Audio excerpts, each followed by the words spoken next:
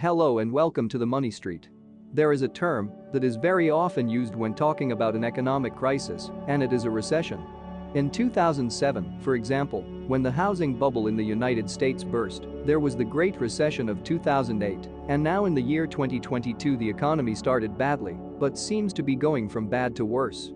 Inflation has been reaching new records around the world, the war in Ukraine is causing political tensions, financial markets have been falling, and now the Federal Reserve is stopping stimulating the economy.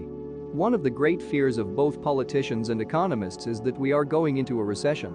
Stay with us, and we will explain all the details.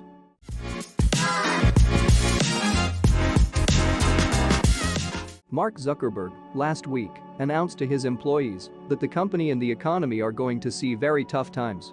Elon Musk also said in a tweet that he has a bad feeling about the economy and fears we're going into a recession. But forget fears about a recession. Economies entered a recession months ago. But you may be wondering what exactly a recession is and what effects it has on the economy. What is a recession? According to the most accepted economic definition, a recession is a slowdown in economic activity over a period of time. To be more precise, an economy has to have negative gross domestic product growth for consecutive quarters. In simple words, a country's gross domestic product growth has to be negative for at least 6 months. Now next we are going to see if we are currently in a recession. But before we do that, we need to understand what effects a recession has on society and the economy. The first most important effect is that the labor market starts to worsen, that is, companies as there is a slowdown in the economy start to lower their expenses, and one of the first expenses they lower is wages. Therefore, in a recession, there are many layoffs. Many companies stop hiring people and unemployment goes up. Obviously, another big effect that a recession has is that the financial markets go down. Every time there is a recession, statistics show us that stock markets have fallen by 25%, and that also means that real estate prices also tend to fall. Finally, another big problem of a recession is that banks slow down the issuance of credit. At this point it is obvious that if the economy is slowing down, banks decide to lower their risks by stopping lending. Normally, the bank in a recession asks you for more collateral. It asks for more documentation. It may not even issue your loan, or it may give you a lower loan. This obviously worsens the economic situation. So, you may be wondering how long a recession lasts. According to statistics, a recession usually lasts between 6 to 12 months, and very rarely do they worsen and turn into an economic depression. So, is the United States currently in a recession? As the definition of a recession said, we have to look at the gross domestic product growth of the United States in the last few quarters, and according to the official figures, in the first quarter of the year 2022 the United States has had a growth of negative 1.5%, but as you will see in this graph, in the last quarter the growth has been negative with minus 0.9%.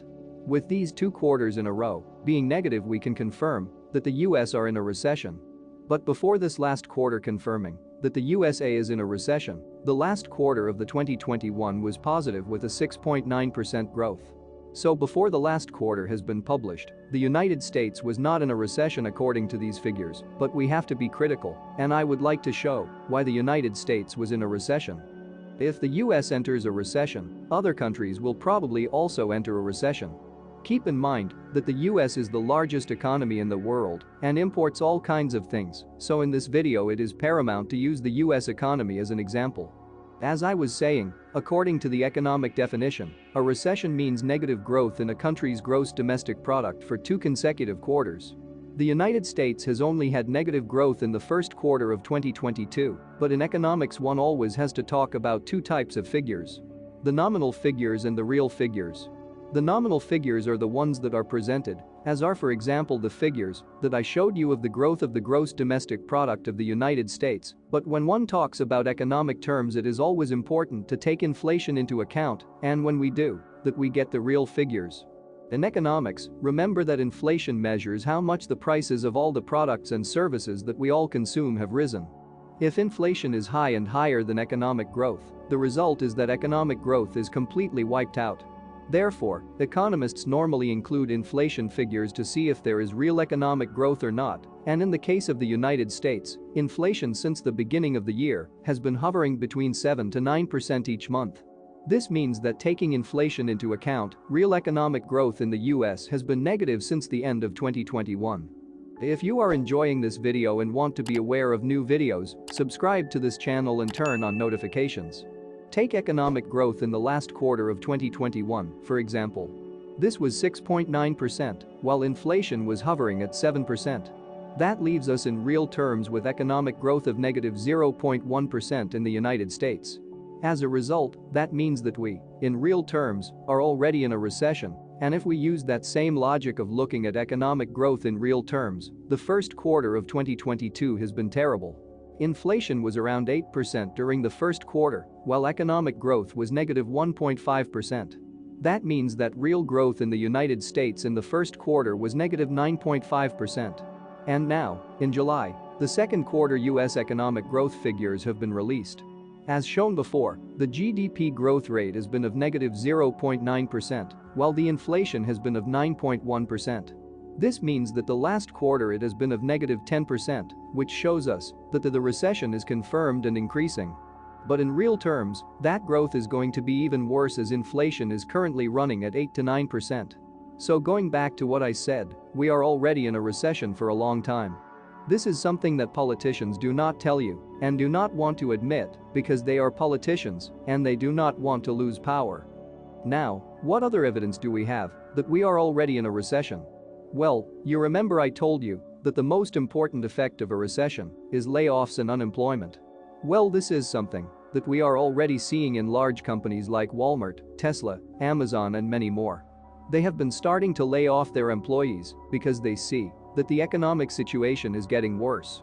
It is also very obvious that the current expectations in the economy are negative according to several indicators.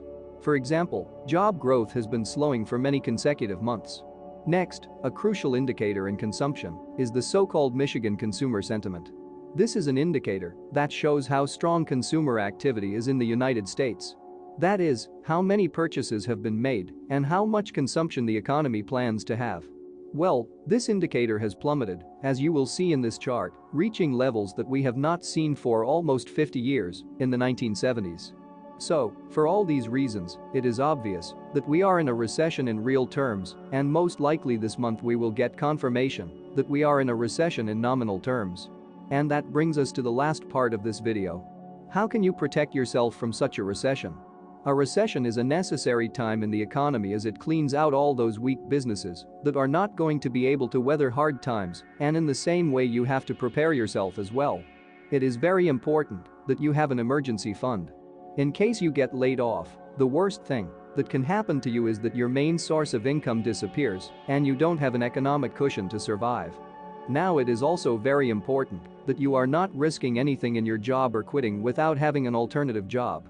So make sure you analyze your personal financial situation and try to cut back where you can. A recession is usually followed by a recovery. This means you have to be careful with your capital and invest your savings in safe, high-quality, crisis-proof companies. A recession is also a very good opportunity to start a business. Even if you currently have a job, it is very important that you look at ways to earn extra money, and this is something that science tells us. Recessions are excellent opportunities for entrepreneurship. In every historical recession, many people decided to start businesses, and usually these businesses become very successful. The reason why they are successful is because if you can start, grow and make money during a recession, then in times of abundance and good times your business will be able to make a lot of money. So take this opportunity to get started. Thanks for watching The Money Street, and don't forget to click the subscribe button for more financial videos.